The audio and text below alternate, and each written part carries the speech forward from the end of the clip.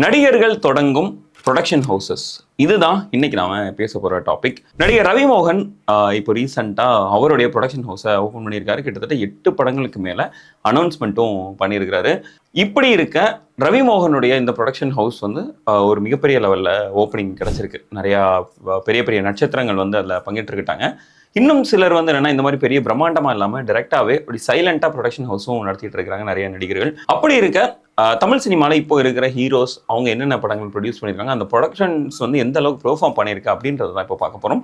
Number 1 let's start with super star Rajinikanth. அவர் வந்து 1993 வள்ளி படத்து மூலமா ஒரு ப்ரொடியூசராக அறிமுகமாகறாரு. ஒரு ஹீரோவாகவும் அந்த இதில் அவர் ஸ்க்ரீன் பிளேயும் எழுதுறாரு. அந்த திரைப்படம் பெரிய லெவலில் ஒரு வரவேற்பை பெறலை அப்படின்னு தான் நம்ம சொல்லணும். அவர் அதில் கேமியோ பண்ணியிருந்தாலும் அது எதிர்பார்த்த ஒரு மிகப்பெரிய வசூல் அதை செஞ்சு கொடுத்ததா அப்படின்னா இல்லை. பட் ஆனால் லாபத்தை வந்து ஈட்டி கொடுத்துருச்சு அப்படின்னு தான் சொல்லணும். பட் ஆனால் அவருடைய 2வது அவுட்டிங் ப்ரொடியூசர் வந்து இந்த அளவுக்கு ஒரு மிகப்பெரிய ஹிட் கொடுக்கல. அதுதான் 2003 ஆண்டுல ரிலீஸ் ஆன பாபா திரைப்படம். அவருடைய ஒரு மைல்ஸ்டோன் திரைப்படம் அப்படின்ற மாதிரி கூட நம்ம சொல்லிடலாம். ரொம்ப ஒரு க்ளோஸ் டு ஹிஸ் ஹார்ட் அப்படின்ற மாதிரி நம்ம பார்த்துக்கலாம் அந்த ஒரு படத்தை. அவர் அதுக்கு ஸ்டோரிஸ்லையுமே அதுக்கு நிறைய இன்புட்ஸ் கொடுக்குறாரு ரஜினி அவர்கள். ஆனால் அந்த படம் பாக்ஸ் ஆஃபீஸில் ஒரு மிகப்பெரிய தோல்வியை தான் சந்திக்குது. அந்த திரைப்படம் ரீரிலீஸ் ஆச்சு. அந்த டைமில் அதுக்கான ஒரு வரவேற்பு கிடைச்சிருந்தாலும் அது பாக்ஸ் ஆஃபீஸில் அதோடைய லாஸை வந்து ஈடுகட்ட முடியாத ஒரு லாஸாக தான் அது இருந்தது. அடுத்தது கமல்ஹாசன். சினிமாலேயே பறந்து சினிமாலேயே ஊர்ந்து சினிமாலேயே இப்போ வளர்ந்தும் இருக்கிறாரு. கமல்ஹாசன் கிட்டத்தட்ட 25 படங்களுக்கு மேலே ப்ரொடியூஸ் பண்ணியிருக்காரு. இந்த டைமில் இருக்கிற நடிகர்கள்லாம் அதிக திரைப்படம் ப்ரொடியூஸ் பண்ண ஒரு நடிகர்னா அது கமல்ஹாசன் தான். கமல்ஹாசனுடைய இந்த ப்ரொடக்ஷன் இந்த ஹோல் ஜேர்னியில் பல ஹிட் படங்கள் கொடுத்துருக்காரு. பல ஃப்ளாப் படங்களுமே அவருக்கு இருக்குது. இன்னும் சொல்ல போனோம் அப்படின்னா கிரிட்டிக்கலாக பெரிய லெவலில் அப்ரிஷியேட் பண்ணப்பட்டிருக்கும். ஆனால் பாக்ஸ் ஆஃபீஸில் கொஞ்சம் ஏமாற்றத்தை கொடுத்துருக்கிற இதாகவும் இருக்குது. கிரிட்டிக்ஸ் மத்தியிலையும் மிகப்பெரிய தோல்வி திரைப்படமாக இருக்கும். பாக்ஸ் ஆஃபீஸ்லையும் எதிர்பார்த்த வசூல் வர முடியாத படங்கள் அப்படின்னு சொல்லிட்டு எல்லாத்தையுமே இந்த RKFI அதாவது ராஜ்கமல் ஃபிலிம் இன்டர்நேஷனல் வந்து பார்த்துருக்குது. குறிப்பாக விக்ரம், தேவர் மகன் மாதிரியான படங்கள் வந்து அவருக்கு கிரிட்டிக்கலாகவும் மிகப்பெரிய லெவலில் வரவேற்பு கிடைச்சது. அட் சேம் டைம் பாக்ஸ் ஆஃபீஸ்லையுமே பயங்கரமான ஒரு ஹிட் கிடைச்சது. பல கோடிகள் வந்து அதில் அவருக்கு வந்து இறங்கிச்சு. அதே மாதிரி பார்த்தோம்னா ஹேரா மாதிரியான படங்கள் வந்து கிரிட்டிக்ஸ் மத்தியில் மிகப்பெரிய லெவலில் பாராட்டப்பட்டுச்சு. ஆனால் அந்த படம் வந்து பாக்ஸ் ஆஃபீஸில் கொஞ்சம் தோல்வியை தான் சந்திச்சுது. இது குறித்து கமல்ஹாசனும் சொல்லியிருப்பாரு. இந்த மாதிரி நான் பணம் பண்ணணும் அப்படின்னு நினைச்சிருந்தாலும் இந்த மாதிரியான படங்கள்லாம் பண்ண மாட்டேன். இந்த திரைப்படம் வந்து ஒரு லாஸ் அப்படின்னு சொன்னா கூட நான் அதை ஏத்துக்க மாட்டேன். இந்த திரைப்படம் வந்து என்னையை பொறுத்தளவில் தமிழ் சினிமாவுக்கு ஒரு மிகப்பெரிய தூணா இருக்கும், ஒரு மிகப்பெரிய அசட்டா இருக்கும். அதைத்தான் நான் பார்க்குறேன் அப்படின்றதையுமே சொல்லியிருந்தாரு. குறிப்பா ரீசெண்டா வந்த தக்லைஃப் திரைப்படம் வந்து கிரிட்டிக்ஸ் மத்தியிலையுமே பெரிய லெவலில் ஒரு மோசமான விமர்சனங்களை பெற்றுச்சு. அதே மாதிரி பாக்ஸ் ஆஃபீஸ்லையும் மிகப்பெரிய லெவலில் ஒரு எதிர்பார்த்த ஒரு இதுவும் கிடைக்கல. சொல்ல போனோம் அப்படின்னா பாக்ஸ் ஆஃபீஸ்லையுமே ஒரு தோல்வியை தான் அந்த திரைப்படம் சந்திச்சது. அடுத்ததா நடிகர் விஜய் அவர்கள் வந்து நடிப்ப ஆரம்பிக்கிறதுக்கு முன்னாடி 1991 ஆண்டே நண்பர்கள் அப்படின்ற ஒரு திரைப்படத்து மூலமா ப்ரொடியூசர் ஆயிட்டாரு. அந்த திரைப்படம் ஆஃப்கோர்ஸ் எழுதினது வந்து S.A. சந்திரசேகர் அண்ட் இயக்குனது வந்து ஷோபா சந்திரசேகர். அவங்க அப்பா அம்மா 2 பேரும் இணைந்து செய்த அந்த திரைப்படத்தை நடிகர் விஜய் அவர்கள் அப்படின்ற அந்த நேம்ல தான் ப்ரொடியூஸ் பண்ணியிருக்காங்க. அவர் ப்ரொடக்ஷன்ல வந்த படங்கள் வந்து பெரிய லெவல்ல ஹிட் ஆகல அப்படின்னு தான் சொல்லும். பட் அதுக்கு அப்புறம் தான் அவர் வந்து ஃபீல்டுக்குள்ள வராரு. அவர் ஆக்டரா வராரு. ஆக்டரா வந்து இப்போ என்னவா இருக்காரு அப்படின்னு சொல்லிட்டு நான் சொல்லி தான் உங்களுக்கு தெரியணும்ன்ற அவசியம் இல்லைன்னு நினைக்கிறேன். அண்ட் நெக்ஸ்ட் நடிகர் சூர்யா வந்து 2D என்டர்டைன்மெண்ட் அப்படின்ற ஒரு விஷயத்த தொடங்குறாரு. 36 வயது நிலை அப்படின்ற ஜோதிகா நடிகர் அந்த திரைப்படத்தை முதலாக ப்ரொடியூஸ் பண்ணி அவர் ப்ரொடக்ஷன் சைடுக்குள்ள என்ட்ராகிறாரு. அதை தொடர்ந்து பல படங்கள்ல அவர் வந்து ப்ரொடக்ஷன் பண்ணிட்டு இருக்காரு. குறிப்பா ரொம்ப சமூகத்துக்கு தேவையான படங்களை நான் பண்ணணும் அப்படின்ற ஒரு இடத்துல இருந்து சூர்யா பல படங்களை முன்னிருந்து எடுத்திருக்கிறாரு. குறிப்பா பசங்க 2 திரைப்படமா இருக்கலாம், இல்ல சூரரை போற்றுவா இருக்கலாம், ஜெய்பி மாதிரியான படங்கள் எல்லாத்தையுமே அவர் தயாரிச்சு வெளிவந்தது. இன்னும் சொல்ல போனோம் அப்படின்னா கடந்த ஆண்டுல வந்த ஒன் ஆஃப் த பெஸ்ட் திரைப்படம் அப்படின்னு சொல்லப்படக்கூடிய மெய்யழகன் திரைப்படத்தையுமே அவர் தான் ப்ரொடியூஸ் பண்ணியிருந்தாரு. ஒரு ஹிட் லிஸ்ட் அப்படின்னு பார்த்துட்டோம் அப்படின்னா சூர்யா ப்ரொடியூஸ் பண்ண படங்கள் கிட்டத்தட்ட மோரார்லெஸ் ஒரு அபவ் ஆவரேஜா இருக்கட்டும் இல்லை ஒரு ஹிட்டான திரைப்படங்களா தான் இருந்து வருது. ஒரு ப்ரொடியூசரா சூர்யா ஒரு மிகப்பெரிய சக்சஸை பார்த்திருக்காரு அப்படின்னா நம்ம இது மூலமா எடுத்துக்க முடியுது. அடுத்ததா நடிகர் விஜய் சேதுபதி வந்து ஆரஞ்சு மிட்டாய் அப்படின்ற ஒரு திரைப்படத்து மூலமா ப்ரொடியூசரா அறிமுகமாறாரு. அது அவருக்கு ஒரு மைல்ஸ்டோன் திரைப்படம் அப்படின்ற மாதிரி கூட சொல்லலாம். விஜய் சேதுபதி அவர்கள் அந்த ஆரஞ்சு மிட்டாய் திரைப்படத்து மூலமா ப்ரொடக்ஷனுக்குள்ள வந்ததுனாலவோ என்னவோ தெரியல, ஆரஞ்சு மிட்டாய் ப்ரொடக்ஷன்ஸ் அப்படின்னு சொல்லிட்டு அவர் வந்து ப்ரொடக்ஷன் கம்பெனியை ஓப்பன் பண்ணிட்டாரு. அண்ட் அவருடைய ப்ரொடக்ஷன்ல மிகப்பெரிய லெவல்ல ஒரு வெற்றியை பார்க்கல அப்படின்னு தான் சொல்லும். அவர் நடிப்புல பார்த்த வெற்றி வந்து அவருக்கு ப்ரொடக்ஷன்ல கிடைக்கல. எக்ஸெப்ட் ஃபார் மேற்கு தொடர்ச்சி மலை, அதுவும் பாக்ஸ் ஆஃபீஸ் லெவலில் அவருக்கு பெரிய லாபத்தை ஈட்டி கொடுத்துச்சா அப்படின்றது ஒரு மிகப்பெரிய கேள்விக்குறியா இருந்தாலும் கிரிட்டிக்ஸ் மத்தியில் வகையில் மிகப்பெரிய லெவலில் அப்ரிஷியேட் செய்யப்பட்டுச்சு. பல முக்கியமான இயக்குநர்களையுமே அந்த திரைப்படம், பல முக்கியமான ஆர்டிஸ்டையுமே அந்த திரைப்படம் வந்து தமிழ் சினிமாவுக்கு கொடுத்தது. எக்ஸப்ட் ஃபார் மேற்கு தொடர்ச்சி மலை, மற்ற எந்த ஒரு படங்களுமே அந்த ப்ரொடக்ஷன்லேருந்து வந்து ஒரு மிகப்பெரிய வெற்றியை பார்க்கல அப்படின்றது தான் உண்மையாகவும் இருக்குது. அடுத்ததா நடிகர் சிவகார்த்திகேயன் எஸ்கே ப்ரொடக்ஷன்ஸ் அப்படின்னு சொல்லிட்டு பல சின்ன சின்ன படங்கள் எல்லாத்துக்குமே ஒரு வாய்ப்பு கொடுத்துட்டு வர்றாரு. சின்ன சின்ன படங்களை தைரியமாக ப்ரொடியூஸ் பண்ணி அதை பயங்கரமாக ப்ரொமோட்டும் பண்ணிட்டு வர்றாரு. கனா அப்படின்ற அந்த திரைப்படத்து மூலமா ஒரு ப்ரொடியூசராக அறிமுகமாறாரு.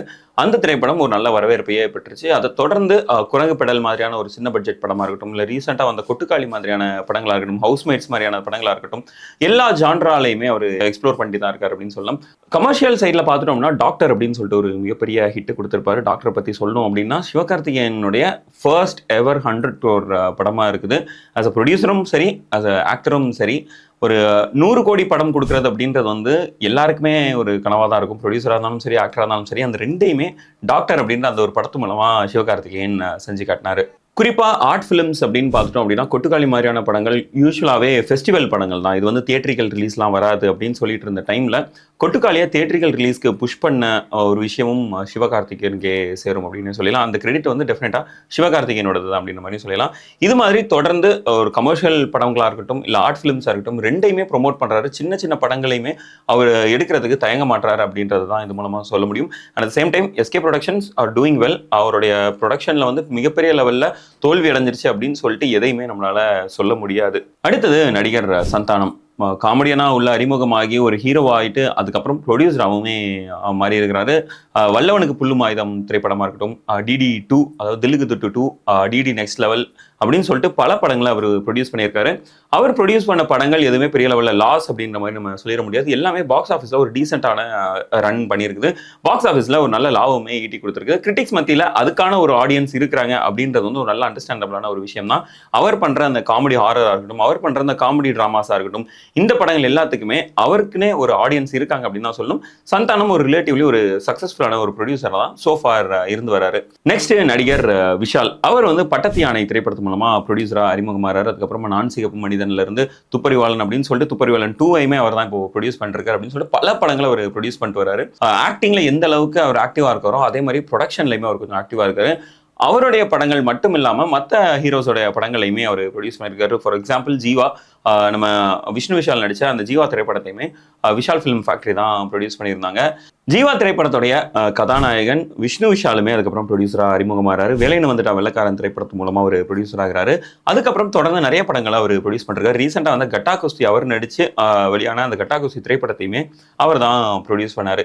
அதே மாதிரி இன்னும் பார்த்துட்டோம்னா விஜய் ஆண்டனி அவர்களாக இருக்கட்டும், நான் திரைப்படத்து மூலமாக அவர் ப்ரொடியூஸ் பண்ணார். அவருமே ஒரு ரிலேட்டிவ்லி சக்ஸஸ்ஃபுல் ப்ரொடியூசராக தான் இருந்து வராரு. நடிகர் சித்தார்த்தா இருக்கட்டும், அப்போ ரீசெண்டாக சித்தா அப்படின்ற ஒரு படத்தை கூட ப்ரொடியூஸ் பண்ணியிருந்தாரு. அவர் வந்து அதுக்கு முன்னாடியே ஜில்ஜங் ஜக் அப்படின்ற ஒரு படத்தை ப்ரொடியூஸ் பண்ணியிருந்தார். ஜில்ஜங் ஜக் ஃபார் எக்ஸாம்பிள் பார்த்துட்டோம் அப்படின்னா அது மிகப்பெரிய லெவலில் எடுக்கப்பட்ட ஒரு படமும் கிடையாது. ரொம்ப சின்ன பட்ஜெட்லேயே எடுக்கப்பட்ட படம். ஆனால் அது ரிலேட்டிவ்லி பாக்ஸ் ஆஃபீஸில் ஒரு நல்ல சக்ஸஸ் தான் அதுக்கு கிடைச்சிருந்தது. நடிகர் சித்தார்த்துமே அதை மென்ஷன் பண்ணியிருக்காரு. நாங்கள் எதிர்பார்த்த ஒரு சக்ஸஸ் அது கொடுத்ததா அப்படின்னு கேட்டோம்னா எஸ், அது கொடுத்தது. எதிர்பார்த்த ஒரு பாக்ஸ் ஆஃபீஸ் ரிட்டர்ன் கிடைச்சதான்னு கேட்டா எஸ், அது கிடைச்சது. அந்த திரைப்படம் கிரிட்டிக்ஸ் மத்தியில் ஒரு மிகப்பெரிய லெவலில் ஒரு வரவேற்பு பெறலனாலும் எங்களுக்கு பாக்ஸ் ஆஃபீஸில் ஒரு மிகப்பெரிய லாபம் தான் அப்படின்றத சொல்லிடுச்சு. அதே மாதிரி சித்தா திரைப்படத்தை பார்த்துட்டோம் அப்படின்னா பாக்ஸ் ஆஃபீஸ் லெவல்லையும் சரி, கிரிட்டிக்ஸ் மத்தியிலும் சரி ரொம்பவே நல்ல வரவேற்பு பெற்றுச்சு. அடுத்ததா தனுஷ் பார்த்துக்கலாம். ஒண்டர் பார் ஃபிலிம்ஸ் அப்படின்னு சொல்லிட்டு ஒரு மூவி ப்ரொடக்ஷன் கம்பெனி அவர் ஆரம்பிக்கிறாரு. தனுஷ் ஆஃப்கோர்ஸ் உங்களுக்கு கிட்டத்தட்ட கமல்ஹாசனோட ஒரு ஒட்டி பார்க்க முடியும். சாங்ஸாக இருக்கட்டும், டைரக்ஷனாக இருக்கட்டும், ஆக்டிங்காக இருக்கட்டும், ப்ரொடக்ஷனாக இருக்கட்டும் அப்படின்னு சொல்லிட்டு எல்லாத்துலேயுமே அவர் ரொம்ப ஒரு ஆக்டிவான ஒரு பார்ட்டிசிபெண்ட்டாக தான் இருந்து வராரு. ஒண்டர் பார் ஃபிலிம்ஸ் நிறைய நல்ல நல்ல படங்களை கொடுத்துருக்கு, நிறைய ஆர்டிஸ்டையுமே அறிமுகப்படுத்திருக்கு அப்படின்ற மாதிரி கூட சொல்லலாம். குறிப்பாக எதிர்நீச்சல் திரைப்படம் எடுத்துட்டோம் அப்படின்னா சிவகார்த்திகேயன் மாதிரியான ஒரு ஆளை அறிமுகப்படுத்துறதா இருக்கட்டும், அதே மாதிரி அனிருத் மாதிரியான ஒரு இசையமைப்பாளர் தொடர்ந்து ப்ரொமோட் பண்ணதா இருக்கட்டும், சின்ன பட்ஜெட் படங்கள் எந்த அளவுக்கு அவங்க இம்பார்ட்டன்ஸ் கொடுக்குறாங்க, அதே மாதிரி காலா மாதிரியான ஒரு பிரம்மாண்ட திரைப்படத்தை எடுக்கிறதா இருக்கட்டும், வேலையில்லா பட்டதாரி மாதிரியான ஒரு சூப்பர் ஹிட் படங்கள் கொடுக்கறதா இருக்கட்டும் அப்படின்னு சொல்லிட்டு ஒண்டர் பார் ஃபிலிம்ஸ் நிறைய நல்ல நல்ல படங்களை தமிழ் சினிமாவுக்கு கொடுத்துருக்காங்க. அதே மாதிரி நயன்தாரா எடுத்துட்டோம் அப்படின்னா ரவுடி பிக்சர்ஸ் அப்படின்னு சொல்லிட்டு அவங்க ஒரு ப்ரொடக்ஷன் கம்பெனி வச்சிருக்காங்க. அவங்களுமே நிறைய படங்களை வந்து தொடர்ந்து ப்ரொடியூஸ் பண்ணிட்டு தான் இருக்கிறாங்க. குறிப்பாக இதுக்கு முன்னாடி நம்ம மென்ஷன் பண்ண கொட்டுக்காளி படத்துடைய இயக்குனர் எடுத்த முதல் திரைப்படமான கூழாங்கல், அந்த திரைப்படத்தை ப்ரொடியூஸ் பண்ணதுமே நயன்தாரா அண்ட் விக்னேஷ் 2 பேரும் இணைந்து அந்த ரவுடி பிக்சர்ஸ் பேனர்ல தான். இது மாதிரி தொடர்ந்து பல நடிகர்கள் வந்து ப்ரொடியூசரா மாறி இருக்காங்க, நிறைய சக்சஸையும் கண்டிருக்காங்க, சிலர் வந்து தோல்வியுமே சந்திச்சிருக்காங்க. அண்ட் இந்த நடிகர்கள் வந்து எவ்வளவு ப்ரொடியூசர்ஸா மாறி இருக்காங்க, இந்த நடிகர்கள்ல எந்த நடிகர் ப்ராப்பரான ஒரு ப்ரொடக்ஷனா இல்ல ஒரு மிகப்பெரிய ப்ரொடியூசரா மாறி இருக்காங்க நீங்க நினைக்கிறீங்க அப்படின்றது கீழே கமெண்ட் பண்ணுங்க. நெக்ஸ்ட் வீடியோல மீட் பண்ணுவோம்.